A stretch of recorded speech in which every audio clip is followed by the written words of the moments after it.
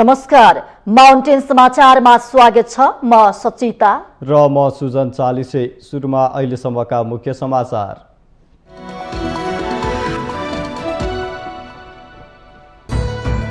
मुलुकको हितलाई ध्यानमा राखेर विकास र समृद्धिको आकांक्षा पूरा गर्न समर्पित भएर लाग्न प्रधानमन्त्री शेरबहादुर देउवाको निर्देशन। बजेटको प्रभावकारी कार्यान्वयनमा जोड।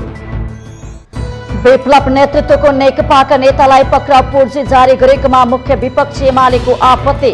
शान्ति प्रक्रियामा आइसकेको दललाई बिथोलेर जनतामा त्रास फैलाएको आरोप। चुनावको मिति घोषणापछि पनि संसदको कार्यकाल लम्ब्याउने दलहरूको दाउ। संविधान विपरीतको निर्णय नलिन विज्ञको चेतावनी। अर्थमन्त्रीमा शर्माको पुनरागमन। नेपाली जनताको विवेकमाथिको आक्रमण भएको एमाले अध्यक्ष ओलीको टिप्पणी। सत्ता बाहिर रहेका कम्युनिस्टलाई पार्टी एकताको आह्वान। आगामी संसदीय निर्वाचनमा हुने सिट बाँडफाँडले गठबन्धनको स्वरूप निर्धारण गर्ने। माओवादीलाई चित्त बुझाउन काङ्ग्रेसलाई सकस। रणनीति बुन्दै एमाले। अमेरिकी तल्लो सदनकी सभामुख पेलोसीले ताइवान भ्रमण गर्ने भएपछि अमेरिका र चीनबीच तिक्तता बढ्यो। ताइवान आसपासको समुद्रमा युद्धपोत र लडाकु जहाज बाक्लिए। र भारत र बङ्गलादेश साफ U20 च्याम्पियनसिप फुटबलको फाइनलमा मालदिप्सलाई 1-0 गोलले हराएर भारतले फाइनलमा स्थान बनाउँदा नेपाल बाहिरियो।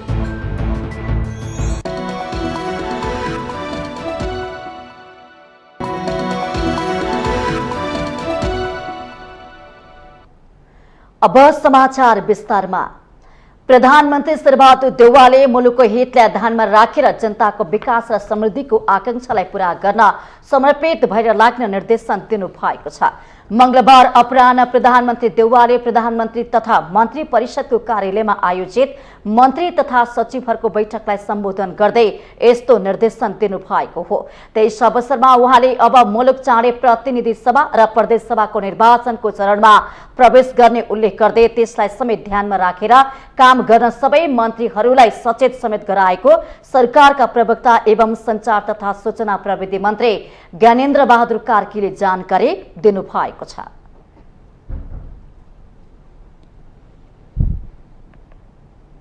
मुलुकको अर्थतन्त्रको बारेमा अर्थमन्त्रीजीले केही धारणाहरू राख्नुभएको छ र सम्माननीय प्रधानमन्त्रीजीले मुलुकको हितलाई सर्वोपरि ध्यानमा राखेर जनताको विकास र समृद्धिको आकांक्षालाई पूरा गर्नका निमित्त तपाईहरू समर्पणका साथ अगाडि बढ्नुहोस् र अब हामी चाँडै नै चुनावको चरणमा प्रवेश गरेका छौँ। बैठकमा अर्थमन्त्री जनार्दन शर्माले मुलुकको आर्थिक अवस्थाको बारेमा प्रधानमन्त्री देउवालाई ब्रिफिङ गर्नु भएको थियो। अन्य मन्त्रीहरूले आफ्नो मन्त्रालयको काम कारबाहीको बारेमा जानकारी गराउनु भएको थियो। प्रधानमन्त्री देउवाले सरकारको बजेट र कार्यक्रमको प्रभावकारी कार्यान्वयनमा जोड दिनु भएको छ।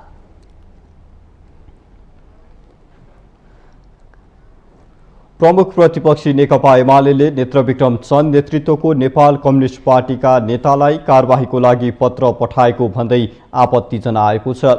मंगलबार प्रतिनिधि सभाको बैठकमा एमाले प्रमुख सचेतक विशाल भट्टराईले सरकारले शान्ति प्रक्रियामा आएर प्रतिस्पर्धात्मक गतिविधिमा सहमति जनाइसकेको दललाई त्यसबाट बिथोलेर जनतामा त्रासको वातावरण फैलाएको आरोप लगाउनु भएको हो।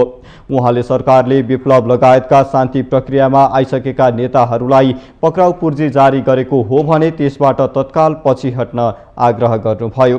भट्टराईले हिंसाको बाटो रोजेको विप्लव र सीके राउतको पार्टीलाई शान्ति पथमा ल्याउन तत्कालीन केपी शर्मा ओली नेतृत्वको सरकारले धेरै मेहनत गरेको भन्दै यसलाई अहिलेको सरकारले पनि निरन्तरता दिनुपर्ने बताउनुभयो। बढाउनु पर्नेमा फेरि अनेक विभिन्न बहानामा विप्लव समूहलाई पत्र काट्ने र उनीहरूलाई फेरि त्यही बाटो रोज्नका लागि विवश बनाउनका लागि सरकार उद्यत भएको हो भने म प्रमुख प्रतिपक्षी दलको हैसियतले यो कामबाट सरकार तत्काल पछि हट्न, उहाँहरूलाई काटेको त्यो पत्र फिर्ता लिन र उहाँहरूले जुन शान्तिपूर्ण बाटोबाट राजनीतिक दल दर्ता गरेर अब हामी प्रतिस्पर्धाको र शान्तिपूर्ण बाटोबाट राजनीति गर्छौँ भनेर उहाँहरूले त्यो बाटो रोज्नु भएको छ। त्यसमा प्रोत्साहन गर्नका लागि पनि म नेपाल सरकारलाई गम्भीरतापूर्वक ध्यान आकर्षण गराउन चाहन्छु। सांसद भट्टराईले विपद व्यवस्थापन प्राधिकरण निष्क्रिय भएको भन्दै केन्द्र र स्थानीय सरकारको तर्फबाट केही दिन अघि मात्रै खोटाङमा गएको भूकम्पको क्षति विवरण सङ्कलन गरी जनतालाई राहत दिन आग्रह गर्नुभयो। उहाँले भूकम्पको तत्काल क्षतिको विवरण सङ्कलन गर्ने काममा पनि सरकारले ढिलासुस्ती गरेको आरोप लगाउनु भएको छ।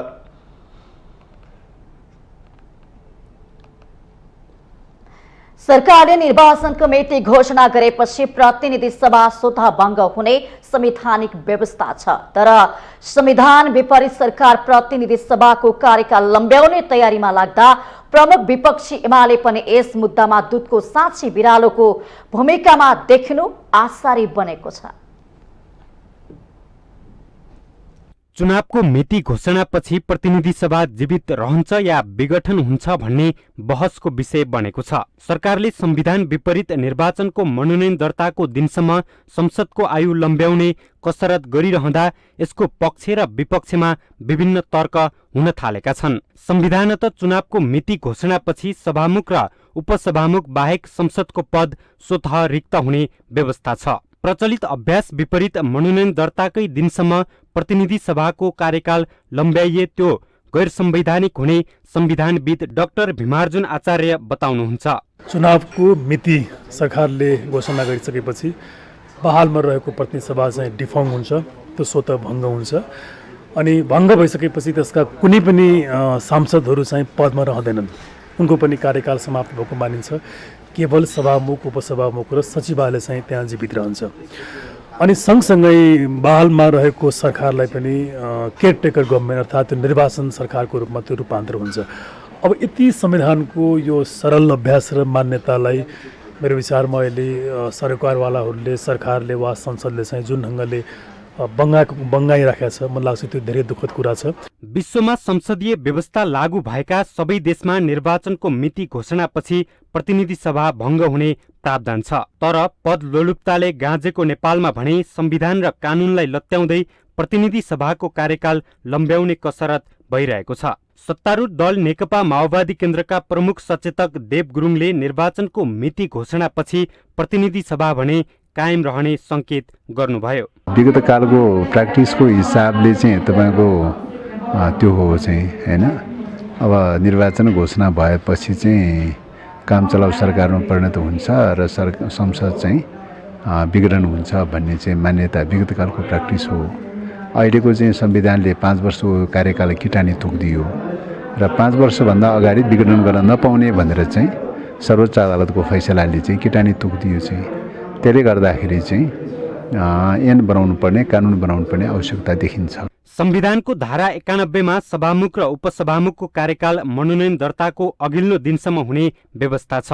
त्यसैलाई आधार मान्दै गत साउन 2 गते सभामुख अग्नि सापकोटाले पनि संसदको कार्यकाल मनोनयन दर्ताको अघिल्लो दिनसम्म हुने अभिव्यक्ति दिनुभएको थियो। पहिला विघटन हुँदा चाहिँ सभामुख र उपसभामुख रहने, अरू जाने हुन्थ्यो। यो चाहिँ नोमिनेसन दिने दिनसम्म चाहिँ रहन्छ भन्ने खालको हाम्रो बुझाइ रह्यो। यता दुई पटक संसद विघटन गरेर ताजा जनादेशको नारा लगाइरहेको प्रमुख प्रतिपक्ष नेकपा एमाले पनि संविधान विपरीत प्रतिनिधि सभाको कार्यकाल लम्ब्याउन दूधको साँची बिरालोको भूमिकामा देखिने भएको छ। रूपान्तरित व्यवस्थापिका संसदको 4 वर्ष कार्यकाल समाप्त गरेर म फेरि टिकट लिएर खोटाङमा चुनाव लड्न जाँदा मैले जुन दिन नोमिनेसन गरेँ त्यसको अघिल्लो दिन मात्रै मेरो कार्यकाल सकिएको थियो। म आफै त्यसको भुक्तभोगी छु, अभ्यास त्यो हो। त्यसकारणले गर्दाखेरि अहिले नयाँ कुनै कानुन बनेको पनि छैन यस सम्बन्धमा। त्यसकारण नोमिनेसनको दिनसम्म नै यसको कार्यकाल रहन्छ भन्ने मेरो अहिलेसम्मको बुझाइ हो। प्रतिनिधि सभाको कार्यकाल आगामी 22 मङ्सिरमा सकिँदैछ। प्रतिकूल परिस्थिति बाहेक केही दिनमा नै निर्वाचनको मिति घोषणा गर्नुपर्ने दबावमा सरकार छ, तर सरकारको ध्यान निर्वाचनको मिति घोषणा भन्दा पनि संविधान विपरीत प्रतिनिधि सभालाई जीवित राख्नेतर्फ देखिनु विधि र कानुनी शासनको ओकालत गर्नेहरूका लागि दुःखको विषय हो। माउन्टेन टेलिभिजन एचडीका लागि क्यामेरामा निखिल कपाली र विवेक श्रेष्ठका साथमा शीतल रिजालको रिपोर्ट।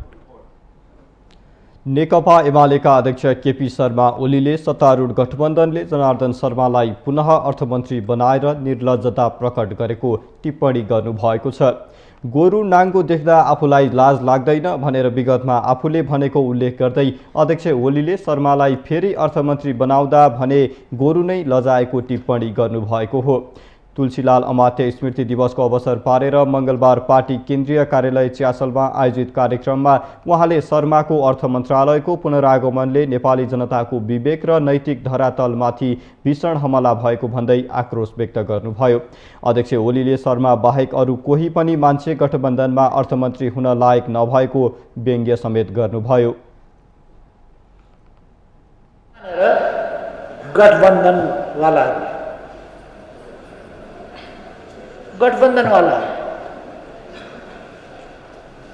अनि फेरि अचम्म त के भने लाज शरम नमाने नेपाली जनतालाई कति साह्रो हेपेको, नेपाली जनताको विवेक र नेपाली जनताको नैतिक धरातलमाथि कत्रो हमला। अध्यक्ष ओलीले सत्तारूढ गठबन्धनमा नरहेका कम्युनिस्ट पार्टीलाई चुनावी तालमेल मात्र नगरी पार्टी एकतामै आउन आग्रह गर्नुभयो। उहाँले पुष्पकमल दाहाल र माधव नेपालतर्फ संकेत गर्दै कांग्रेसलाई प्रमुख पार्टी बनाउने दुष्ट उद्देश्य राखेकाहरूसँग गठबन्धन तोडेर आए मात्रै एकता हुन सक्ने दोहोर्याउनुभयो। विरुद्ध छैनौं, सुशासनका विरुद्ध छैनौं, विकासका विरुद्ध छैनौं, एकताका आधार यिनै हुन्। अरू अनावश्यक साना तिना के जाति निकालेर नि नगरौँ, एकताबद्ध भएर अगाडि बढौँ। म गठबन्धन छोडेर आए, गठबन्धनको बेठीको गठबन्धन भनेर त्यसका उद्देश्यलाई परित्याग गरेर आए भने उनीहरूको बारेमा नै विचार गर्न सकियो।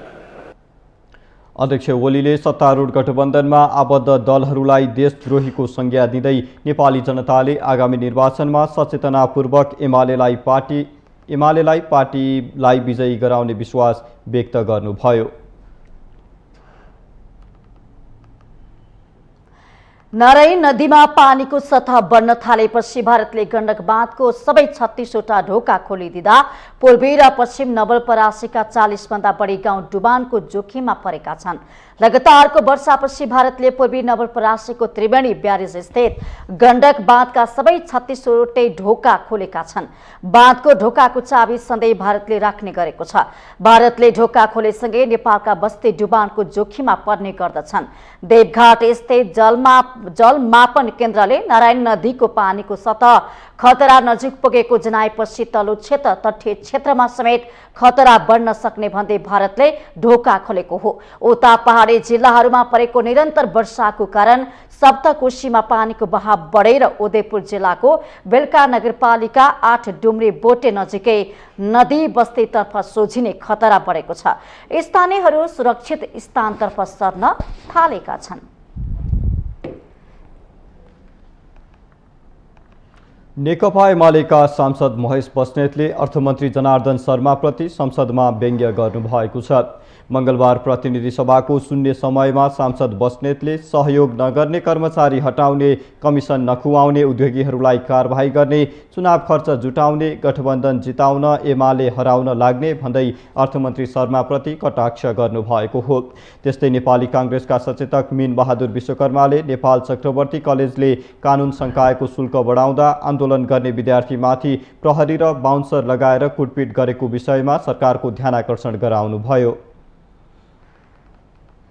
व्यक्तिको कल डिटेल नहेरेकोमा, अन्तर्वार्ता नलिएकोमा, एमालेको फरक मतलाई इग्नोर गरेकोमा, सत्ताको आडमा बहुमत पुर्याई सफाई दिएकोमा, पुनर्मन्त्री पदकी नियुक्ति गराएकोमा अर्थको सेटिङ कायम गराउनेछु, प्रधानमन्त्रीज्यू भाउजूको आदेश मान्नेछु, सुप्रिमोज्यू गेटिङभित्र निश्चित रेटिङ बुझाउनेछु, सहयोग नगर्ने कर्मचारी हटाउनेछु, कमिसन नखाउने उद्योगीहरूलाई कारबाही गर्नेछु, चुनावी खर्च जुटाउनेछु, गठबन्धन जिताउन एमाले हराउन लाग्नेछु, अर्थको नामका अनर्थ मन्त्री जनार्दन नामका धनार्दन शर्मा बोल्दैछु, जनताले सबै मूल्याङ्कन गरेका छन्, महँगी भ्रष्टाचार अनियमितता कुशासन हिसाब गर्दैछन्, जनता विरोधी देश विरोधी गठबन्धन कमजोर हुनेछ, निर्वाचन आउँदैछ। BA LLB को कोर्सको 7,16,000बाट 81,10,70,000 र LLM को 3,23,000बाट 81,05,68,000 शुल्क बढायो।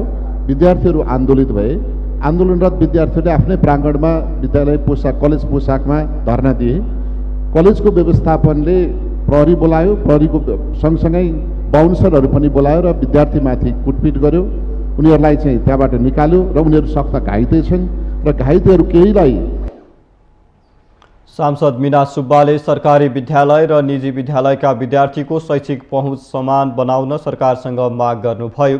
त्यस्तै सांसद मोहन बानियाले कर्णाली कोरिडोर निर्माणमा सेना थप गर्न सरकारसँग माग गर्नुभयो। सभामुख मार्फत सरकार र शिक्षा मन्त्रीज्यूको ध्यान आकर्षण गर्न चाहन्छु। कर्णाली कोरिडोर अहिले 10 वर्ष भयो, 1 वर्षभित्र राष्ट्रिय राजमार्गसँग जोड्ने भनिएको। अहिले नेपालको एक मात्र जिल्ला हुम्ला जिल्लामा अहिले त्यो कोरिडोरले चाहिँ छुन सकेको छैन। यसको गति कछुवा गतिमा चाहिँ गएको छ।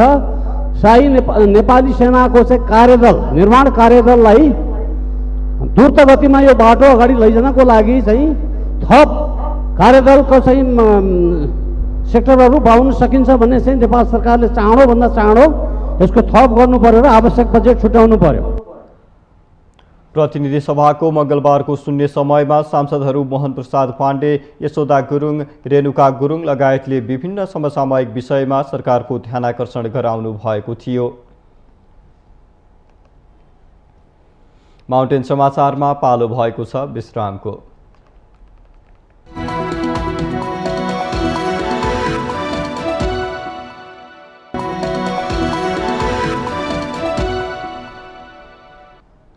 विश्रामपछि स्वागत छ। अब बाँकी समाचार। स्थानीय तहको चुनावपछि निर्वाचन आयोगले केन्द्र र प्रदेश तहको चुनाव गर्न सरकारलाई ताकेता गरे पनि सरकारले चुनावको मिति भने तोकेको छैन। तर आयोगको दबाव र संवैधानिक बाध्यताको कारण सरकार मङ्सिर पहिलो साता मिति तोक्ने तयारीमा छ। सरकारले चुनावको मिति घोषणा गरे पनि राजनैतिक दलका नेताहरूलाई भित्री रूपमा निर्वाचनको सरगर्मीले भने छोइसकेको छ। प्रतिनिधि सभा र प्रदेश सभा निर्वाचनको मिति घोषणा नहुँदै राजनीतिक दलहरू आगामी रणनीतिको तयारीमा जुटेका छन्। गत स्थानीय र अघिल्लो आम निर्वाचनमा पाएको मतलाई आधार बनाएर आफू अब्बल रहेको प्रमाणित गर्ने प्रयासमा दलहरू लागि परेका छन्। त्यसमाथि गठबन्धन गरेर जाने तयारीमा रहेकाहरूले त सिट बाँडफाँडको विषय नै पर्याप्त मतलाई बनाउने सम्मको तर्क गरिरहेका छन्। मुलुकभर एकसाथ स्थानीय तहको चुनाव सम्पन्न गरेको निर्वाचन आयोग संघ र प्रदेशको चुनावमा केन्द्रित भएको देखिन्छ। संवैधानिक व्यवस्था अनुसार मङ्सिर महिनाभित्रै संघ र प्रदेशको चुनाव सम्पन्न गर्नुपर्ने दायित्व 5 दलीय गठबन्धन सरकारलाई भए पनि सत्तारूढ दलहरूको मुख्य चासो भने सिट बाँडफाँडमा देखिन्छ। हाम्रो तयारी के छ भने निर्वाचनमा अब हामीले गएको निर्वाचनमा 9,27,514 मत दिएको निर्वाचन स्थानीय निर्वाचनमा गएको स्थानीय निर्वाचनमा 9,27,514 भोट दिएको निर्वाचन आयोगले रेकर्ड देखाएको छ। अब त्यसकारण चाहिँ हामीहरू अझै यसलाई चाहिँ आफ्नो मत बढाउने कुरा र चाहिँ उम्मेदवारहरू कसरी कहाँ के तय गर्न सकिन्छ र सँगसँगै गठबन्धनबाट हामीले कति धेरै चाहिँ हाम्रो गठबन्धनको साथमा उम्मेदवार पाउन सकिन्छ भन्ने विषयमा त्यही वर्कआउट गरिरहेछौँ। हामीले गठबन्धनबाट जाने भन्नेमै हाम्रो निर्णय भएको छ। पहिलाकै जो गठबन्धन छ त्यसलाई कायम राख्ने, अन्य दलहरू जो गठबन्धन बाहिर छन् सम्भव भएपछि उनीहरूलाई समेट्ने कोसिस हुन्छ। समाजवादी केन्द्र त्यत्तिकै प्रचारमा आयो। कुन समाजवादी केन्द्र, कस्तो समाजवादी केन्द्र होइन? गैर कम्युनिस्टसँग हो कि कम्युनिस्टहरूको बिचमा समाजवादी केन्द्र होइन? त्यहाँ समाजवाद भनेको चाहिँ कम्युनिस्टहरू बिचको समाजवादको कुरा हामीले गरे, गैर कम्युनिस्टहरूको समाजवादको कुरा गरे होइन। यहाँ जसरी चाहिँ गैर कम्युनिस्ट र कम्युनिस्टलाई एकै ठाउँमा हालेर समाजवाद भन्न जो खोजिएको छ त्यो चाहिँ हाम्रो आशय होइन। गठबन्धन जोगाएरै आगामी चुनावमा जाने तयारीमा रहेको सत्तारूढ नेकपा माओवादी केन्द्रले भने सिट बाँडफाँड चित्त बुझ्दो नभए गठबन्धन नै धरापमा पर्न सक्ने सम्मको चेतावनी दिँदै आएको छ। माओवादी केन्द्रले गत स्थानीय तहमा प्राप्त मतका विश्लेषणका आधारमा सिट बाँडफाँड गर्नुपर्ने बताइरहँदा सत्ता नेतृत्वकर्ता नेपाली काङ्ग्रेस पनि त्यसमा सहमत देखिँदैन। 2074 सालको निर्वाचनमा प्रतिनिधि सभा सदस्यतर्फ 121 सिट जितेर सबैभन्दा ठूलो बनेको नेकपा एमालेलाई अबको चुनावमा पुरानै विरासत जोगाउन भने चुनौती देखिन्छ। सत्ता गठबन्धन भत्काउन नसके ठूलो दलको पगडी खोसिने भएपछि भित्रभित्र गठबन्धन तोड्ने भगीरथ प्रयत्नमा ऊ पनि जुटेको छ। तर त्यसो गर्न नसक्दा आगामी निर्वाचनमा गठबन्धन बिनै प्रतिस्पर्धा गर्नुपर्ने बाध्यतामा एमाले छ। स्थानीय चुनावै हुँदैन भनेर पनि चाहिँ प्रतिपक्षले भन्दै गर्दा हामीले चाहिँ अत्यन्त स्वतन्त्र निष्पक्ष हिसाबले सानातिना चाहिँ ऊ बाहेक हामीले सम्पन्न गऱ्यौँ र अहिले निर्वाचन आयोगले करिब करिब कार्तिक 30 गते नै यो चाहिँ प्रदेशको र सङ्घको चुनाव गर्न सकिन्छ भन्ने हिसाबमा निर्वाचन आयोगले सरकारलाई परामर्श दिँदैछ भन्ने कुरो पनि आइरहेको छ। त्यसमा सरकारी अद्यावधिक चुनाव समयमा होस् र आगामी 5 वर्षको लागि चाहिँ यो मुलुकमा नयाँ जनादेश प्राप्त होस् भन्ने दृढ। स्थानीय तहको मत परिणामलाई मध्यनजर गर्दै राजनीतिक दलहरू बढीभन्दा बढी सिट जित्न सकिने आकलन गर्दै आइरहेका छन्। सत्ताधारी दल गठबन्धन जोगाउँदै आफ्नो हैसियत बनाउने तथा एमाले गठबन्धन तोड्न नसके एक्लै मैदानमा जाने तयारीमा छन्। नेकपा एमाले त अहिले पुरै रूपमा पार्टी शुद्धिकरण र सुदृढीकरण अभियान भनेर 1.5 महिने अभियान हामीले चलाइरहेछौँ। टोलमा गाउँमा हामी फेरि पुग्न सुरु गरिसकेका छौँ। नेकपा एमाले एक्लै दुनियाँ सबै अरू एकतिर मिलेर आउँदा पनि एक्लै लड्ने तयारीका साथ र विजय हासिल गर्ने तयारीका साथ घरदैलोमा पुगिसकेका छ। मङ्सिर महिनाभित्र चुनाव गर्नुपर्ने संवैधानिक बाध्यता बुझेका दलहरूले बाहिर एकअर्कामा कटाक्ष गरिरहे पनि भित्रभित्रै चुनावी तयारी भने तीव्र पारेका छन्। माउन्टेन टेलिभिजन एचडीका लागि क्यामेरामा केशव श्रेष्ठका साथमा बटुक राजगिरीको रिपोर्ट। नेकपा एमालेका सांसद भीमबहादुर रावलले सार्वजनिक पद धारण गरेका व्यक्तिहरूले शपथ ग्रहणको पालना नगरे कारबाही हुने कानुनी व्यवस्था गर्न सरकारसँग माग गर्नुभएको छ। मंगलबार प्रतिनिधि सभा बैठकमा शपथ सम्बन्धी विधेयक 2079 माथि विचार गरियोस् भन्ने प्रस्तावमाथिको छलफलमा भाग लिँदै उहाँले शपथ ग्रहण गरेका व्यक्तिहरूले संविधान, राष्ट्रिय स्वाभिमान र भौगोलिक अखण्डताको खुलेआम उल्लङ्घन गरेको भन्दै त्यस्ता व्यक्तिहरूलाई कारबाही हुने गरी कानुनी व्यवस्था गर्न सरकारसँग माग गर्नुभयो। रावलले निर्वाचनमा तालमेल गर्ने कुरा गरेर सत्तारूढ दलहरू आफैले लिएको शपथ विपरीत राष्ट्रिय हित प्रतिकूलका गतिविधि गरिरहेको भन्दै आपत्ति पनि जनाउनुभयो। माथिल्लो कर्णालीमा जिएमआर कम्पनीसँग गरिएको सम्झौताको ठाडो उल्लङ्घन गरेर सरकारले कुनै हिचकिचाहट नगरी 2 वर्ष म्याद थपेको छ। त्यसकारण यो शपथ ग्रहणमा के व्यवस्था हुनु पर्यो भने यस्ता पदमा बसेका व्यक्तिहरूले यसरी संविधानको ठाडो उल्लङ्घन गर्ने, संविधान मिच्ने, राष्ट्रिय स्वाधीनतामाथि सोझै प्रहार गर्ने, देशका प्राकृतिक साधन स्रोतहरू अरूलाई जिम्मा लगाउने कुरा गर्दा निजहरूलाई कारबाही गर्न सक्ने प्रावधान यसमा हुनु पर्यो। एउटा कुरा यो उल्लङ्घन गरेको अवस्थामा नेता रावलले माओवादी केन्द्रका अध्यक्ष पुष्पकमल दाहालप्रति सङ्केत गर्दै विदेशी भूमिमा गएर राष्ट्रिय अस्मिता विपरीतका गतिविधि गरेको आरोप समेत लगाउनुभयो।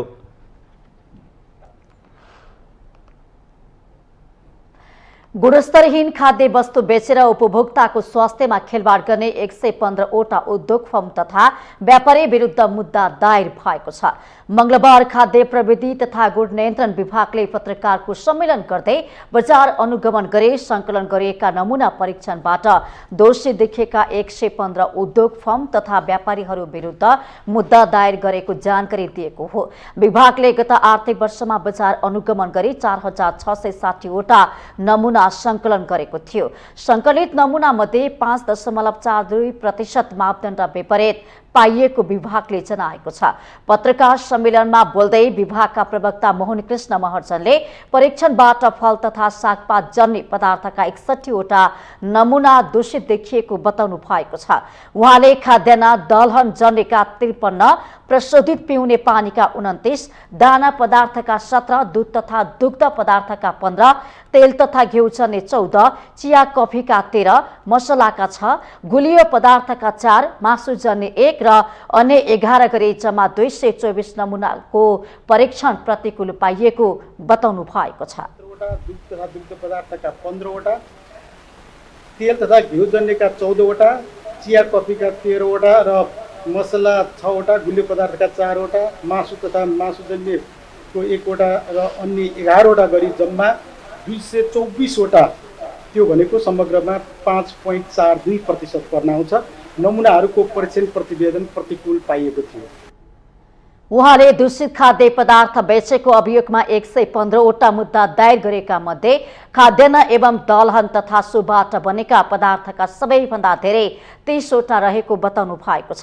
गत आर्थिक वर्षमा खाद्य दाना उद्योग, होटल, रेस्टुरेन्ट, राजमार्गका होटलमा पनि अनुगमन गरेको थियो। विभागले र्यापिड रेस्पोन्स टिम मार्फत कारबाही लगायतका 8866 पटक निरीक्षण गरेको थियो। अर्थमन्त्री जनार्दन शर्माले अहिलेको बजेट उत्पादनमुखी रहेकाले सबै उत्पादनमा जोड दिनुपर्ने आवश्यकता रहेको औल्याउनु भएको छ। मङ्गलबार भीमदत्त पन्त स्मृति दिवसको कार्यक्रममा बोल्दै अर्थमन्त्री शर्माले सरकारले ल्याएको बजेट कृषि उत्पादनमा केन्द्रित भएको उल्लेख गर्दै उत्पादनको क्षेत्रमा लाग्न सबैलाई आग्रह गर्नुभएको हो।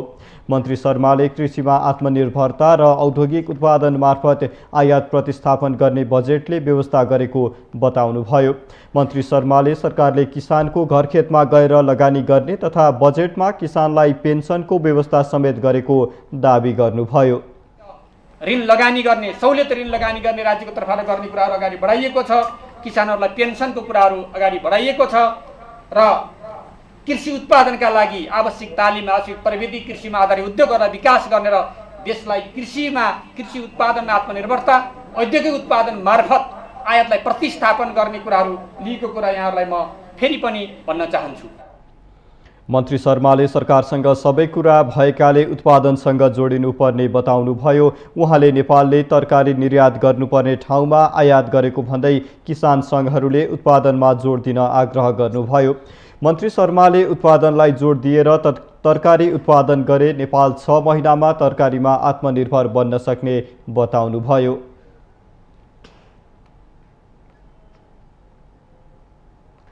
स्वास्थ्य तथा जनसङ्ख्या मन्त्री भवानी प्रसाद खापुङले बुद्धिजीवीहरू, धनाढ्य व्यक्तिहरूबाट नै बच्चालाई आमाको स्तनपान गराउने कुरामा हेलचक्राइ भइरहेको टिप्पणी गर्नु भएको छ। मङ्गलबार प्रसूति गृह थापाथलीमा बेबी मिल्क बैंक स्थापना कार्यक्रमलाई सम्बोधन गर्दै मन्त्री खापुङले यस्तो टिप्पणी गर्नु भएको हो। मन्त्री खापुङले विकासमा पछि परेको कर्णाली प्रदेशमा बच्चालाई स्तनपान गराउने संख्या बढी भएको भन्दै बच्चा हुर्काउने, स्तनपान गराउने मामिलामा बागमती भन्दा कर्णाली प्रदेश अघि रहेको तर्क गर्नु भएको छ। उहाँले बुद्धिजीवीहरू, धनाढ्य व्यक्तिहरू बस्ने बागमती प्रदेश र काठमाडौँमा बच्चालाई आमाको स्तनपान गराउनेको संख्या सबैभन्दा कम देखिएको बताउनु भएको हो। उहाँले आमाको स्तनपान गर्न पाउने बच्चाको नैसर्गिक अधिकार हनन गर्नु नहुने बताउनु भएको छ। त्यसको के कारण हो, त्यसको कारण खोजेर कारण पत्ता लगाएर त्यस पछाडि यो स्तनपान भनेको त बच्चाको जन्मेदेखि नै उसले चाहिँ आफ्नो आमाको स्तनपान गर्न पाउनुपर्छ भन्ने त उसको नैसर्गिक अधिकार हो र अब त्यो नैसर्गिक अधिकार चाहिँ हनन हुन त दिनु भएन। मन्त्री खापुङले निःशुल्क व्यवस्था गरेका औषधिहरू आवश्यक समयमा उपलब्ध नभइरहेका समस्या समाधान गर्न पनि सम्बन्धित निकाय र मन्त्रालयका सचिवहरूलाई निर्देशन दिनु भएको छ। अब निःशुल्क रूपमा आवश्यकता परेको बेलामा पाइएन भन्ने कुरा आएको छ र अब यो के कारणले पाइएन तत्काल यसको खोजी गर्नुपर्छ र औषधि जस्तो कुरालाई जुन निःशुल्क रूपमा सर्वसुलभ तरिकाले उपलब्ध गराउने गरी सरकारले जे घोषणा गरेको छ त्यसलाई कार्यान्वयन गर्ने कुरामा कहीँ कमी कमजोरी रहेको छन् भने म सचिवज्यू पनि यही हुनुहुन्छ, तत्काल यसको चाहिँ कारण खोजी गरेर त्यसको निराकरणको बाटोमा अगाडि बढ्नुपर्छ। मन्त्री खापुङले कोरोनाको संक्रमण बढिरहेकोले स्वास्थ्य कर्मीलाई तयारी अवस्थामा रहन र आम नागरिकले थप सावधानी अपनाउन आग्रह गर्नु भएको छ। साथै प्रदेशमा बेबी मिल्क बैंक स्थापना गर्ने लक्ष्य रहेको उल्लेख गर्दै उहाँले यसबाट आमाको दूध खान नपाएर समस्यामा परेका बच्चाहरूको लागि महत्त्वपूर्ण हुने विश्वास पनि व्यक्त गर्नु भएको छ। माउन्टेन समाचारमा पालो भएको छ विश्रामको।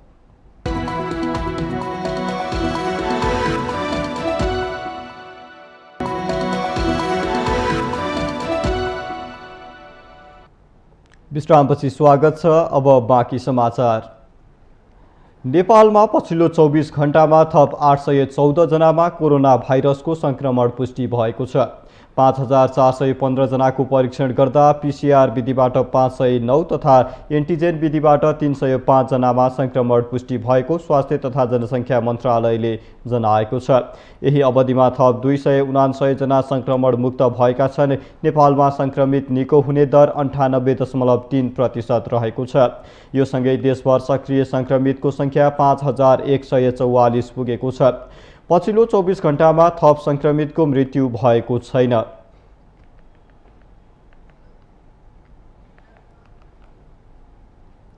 बागलुङका बैंक तथा वित्तीय संस्थाहरूमा सवारी साधन पार्किङ गर्ने ठाउँ नहुँदा समस्या भएको छ। बैंकमा सेवा लिन जाने सेवाग्राहीको भन्दा पनि बैंककै कर्मचारीहरूको व्यवस्थित सवारी साधन पार्किङ गर्ने ठाउँ नहुँदा ट्राफिक व्यवस्थापनमा चुनौती थपिएको हो। गण्डकी प्रदेशको दोस्रो ठूलो व्यापारिक केन्द्र बागलुङ सदरमुकाममा 2 दर्जन भन्दा बढी बैंक तथा वित्तीय संस्था सञ्चालित छन्। तर ती संस्थाहरूको सवारी साधन पार्किङ गर्ने ठाउँ अभावका कारण ट्राफिक व्यवस्थापनमा समस्या देखिएको छ।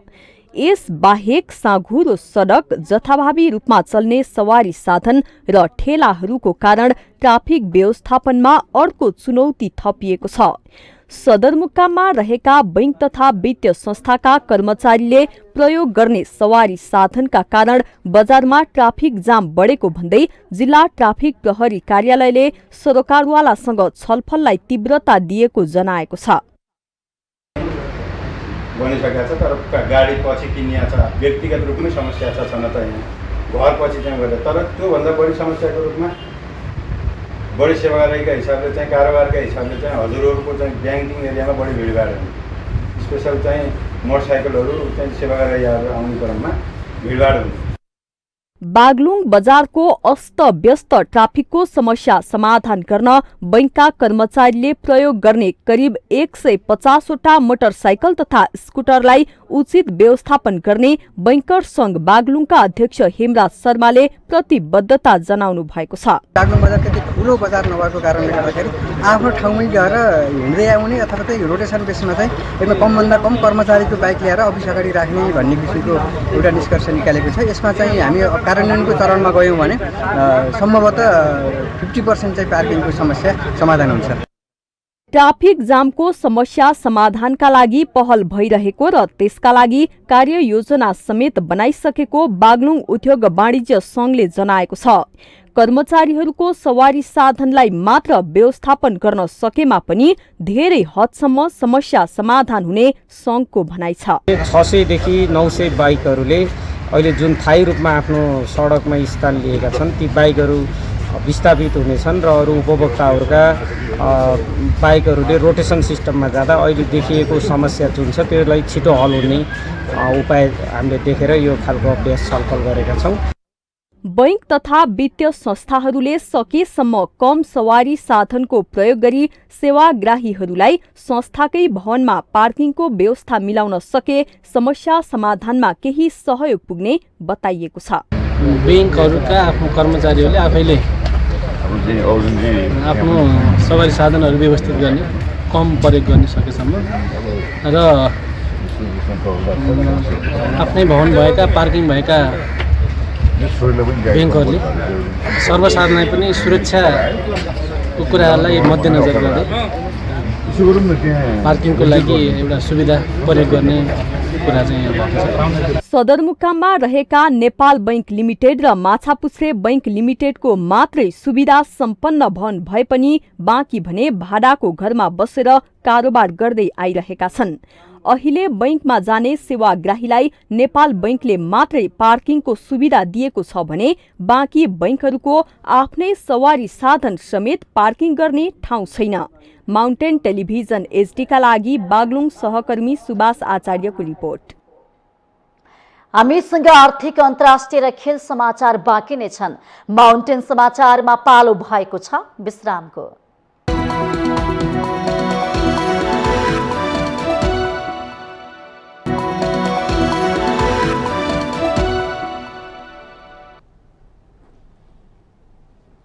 विश्रामपछि स्वागत छ। अब पालो आर्थिक समाचारको।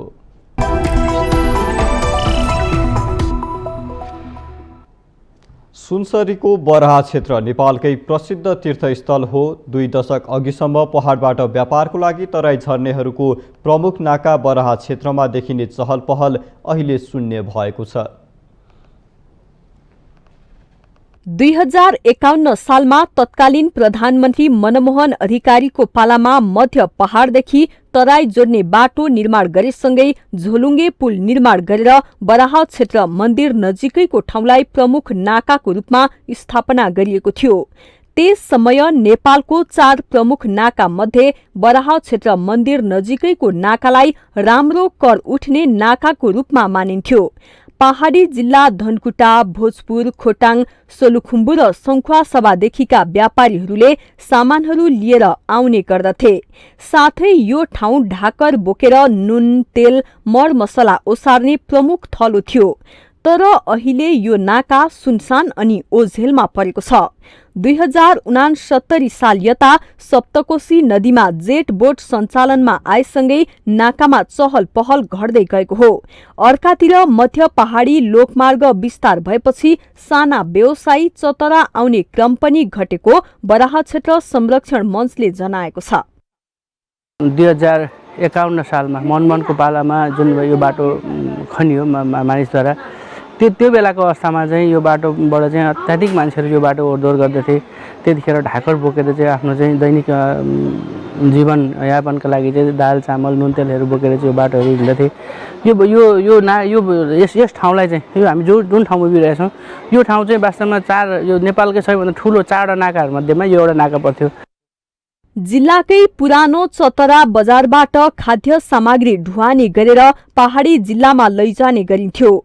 पहाडबाट फापर, अल्लो, अलैँची, अदुवा, तरकारी तथा फलफूलहरू चतरा बजार ल्याइन्थ्यो। अहिले यी सबै कुरा सम्झनामा सीमित बनेको स्थानीय बताउँछन्। यो बाटोको महत्त्व धेरै थियो नि, यात्रुहरू एकदम भिड हिँड्ने, बराह क्षेत्रबाट चतराबाट सामान धुवानी, भोजपुर, घोरेटार, हतुवागढी एरिया सबै कोल्टार सोल्टार सबैलाई भ्याउने यात्रु यति चल्थ्यो। जुन बिचमा बस्ने दोकानेहरूलाई पनि पेट पालो रोजीरोटी राम्रो हुन्थ्यो। अहिले त्यो बिचमा छैन, रोकिएको छ। कारण अब यात्रु हिँड्दैन यो बाटो, कतिपय अब तारैतिरबाट बाटो परे, जेटबोट चल्यो, त्यसले गर्दा पनि हो। पछिल्लो समय बराह क्षेत्र मन्दिरमा भक्तजन तथा पर्यटक बाहेक अन्य कोही आउँदैनन्। किनकि पहिला जुन ढाकरमा मान्छे सामान ओसारिन्थ्यो, बोकिन्थ्यो, त्यतिखेर तपाईँको पैसै हुँदैन थियो। ल सिर्फ अब साठो चामल बोकेर बाटोमा भात पकाउँदै खाने यो चलन थियो भने अहिले त अब कहाँबाट आउँछन् मान्छे यो घुम्नुको लागि। पहिलाको र अहिलेको तुलना गर्दाखेरि उस्तै लाग्छ मलाई त। पहिला चाहिँ एउटा राम्रो नाका जस्तो मान्छे हिँड्ने, मान्छेसँग भेटघाट हुने, बोलचाल त्यति मात्रै फरक छ। जेटबोट चलेपछि जेटबोट आएपछि चाहिँ यो बाटो एकदमै खत्तम छ क्या। भोजपुर, धनकुटा र खोटाङको सदरमुकाम दिक्तेल बजारतर्फ सोझिने नाका यही थियो। अहिले जेट बोट सञ्चालनमा आएपछि यात्राको दूरी घटेर घण्टाभरमा सीमित भएको छ। विकासले जनजीवनमा ल्याएको सहजता सकारात्मक हो, तर इतिहास बोकेका ठाउँहरूलाई संरक्षण गरेर पर्यटकीय दृष्टिकोणबाट प्रचार गर्न सके त्यस्ता नाकाको आकर्षण सदैव रहने थियो। माउन्टेन टेलिभिजन एचडीका लागि सुनसरी सहकर्मी विनोद आचार्यको रिपोर्ट। केही दिन यता लगातार बढिरहेको शेयर बजार मंगलबार सामान्य अंकले घटेको छ। मंगलबार नेप्से सूचक 2.81 अंकले घटेर 2193.43 बिन्दुमा झरेको हो। मंगलबार 2170 बिन्दुसम्म झरेको नेप्से अन्तिम समयमा पुनः बढेर 2193 बिन्दुमा बन्द भएको छ। मंगलबार कारोबार रकम भने घटेको छ। सोमबार 4 अर्ब बढीको शेयर कारोबार भएकोमा बजार मंगलबार 3 अर्ब 29 करोड रुपियाँको शेयर किनबेच भएको हो। मंगलबार फाइनान्स, हाइड्रो पावर र व्यापार उपसमूहमा लगानीकर्ताको आकर्षण रहँदा यी तीनै उपसमूहको सूचक 1% भन्दा धेरैले बढेको छ। शेयर बजारका 13 उपसमूह मध्ये 7 वटाको सूचक भने नकारात्मक छ। मंगलबार बिन्दावासिनी हाइड्रो पावरको शेयर मूल्य सबैभन्दा धेरै 9.99% ले बढेको छ भने सामालिङ पावरको 9.98%, हिमाल दोलखा हाइड्रो पावरको 9.97% र रेबर फल्स हाइड्रो पावरको 8.53% ले बढेको छ। तर राष्ट्र उत्थान लघुवित्तको शेयर मूल्य सबैभन्दा धेरै 4.24% ले घटेको छ भने किसान लघुवित्तको 3.90%, गणपति लघुवित्तको 3.64% र सपोर्ट माइक्रो फाइनेन्सको 3.38% ले घटेको छ। मंगलबार पनि शिवम सिमेन्टको सबैभन्दा धेरै 29 करोड 32 लाख रुपियाँको सेयर कारोबार भएको छ। यस्तै हिमालयन डिस्टिलरीको 9 करोड 95 लाख, फरवार्ड माइक्रो फाइनेन्सको 9 करोड 24 लाख र गुडविल फाइनेन्सको 9 करोड 4 लाख रुपियाँको सेयर कारोबार भएको छ।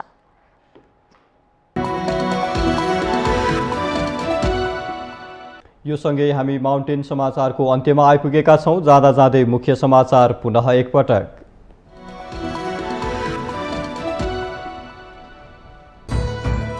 मुलुकको हितलाई ध्यानमा राखेर विकास र समृद्धिको आकांक्षा पूरा गर्न समर्पित भएर लाग्न प्रधानमन्त्री शेरबहादुर देउवाको निर्देशन। बजेटको प्रभावकारी कार्यान्वयनमा जोड।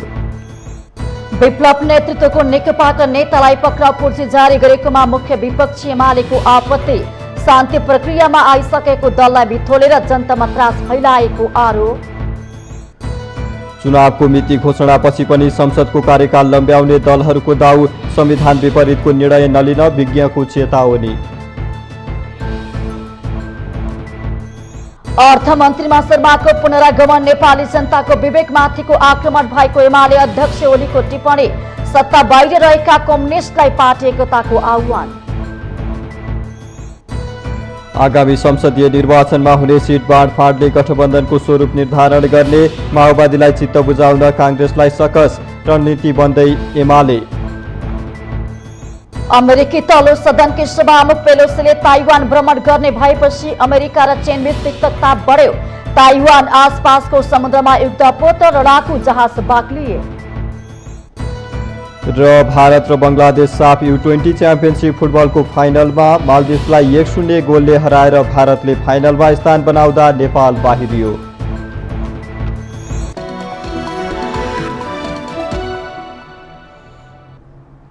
माउन्टेन समाचार अहिलेलाई सकियो। सत्य, तथ्य र निष्पक्ष समाचारको लागि माउन्टेन टेलिभिजन HD हेर्दै रहनुहोला। नमस्कार।